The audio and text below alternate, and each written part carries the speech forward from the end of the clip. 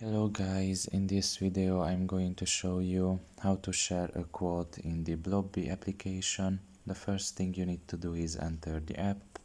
Once you are done with that and you are in the home page, you can just scroll down a little bit and you can see here the activities section, and you will see there the third one, which is photo booth. You can just press on it, and here you can basically just see quotes here like "be good to yourself."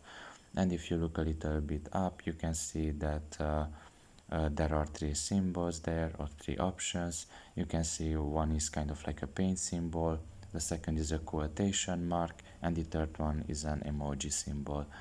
If you press on the quotation mark symbol, you can just change basically the quotes here. With the paint symbol, you can just change the color basically of the entire thing here, like the color of the quote and the background. And if you press on the emoji, you can just change the emoji type. And once you are done with it, you can just press save or share down below, and you can just print it. You can see that option up there, and if you want to share it, you can just share in the following apps down below. So pretty much this is all about it. I hope this video was helpful to you.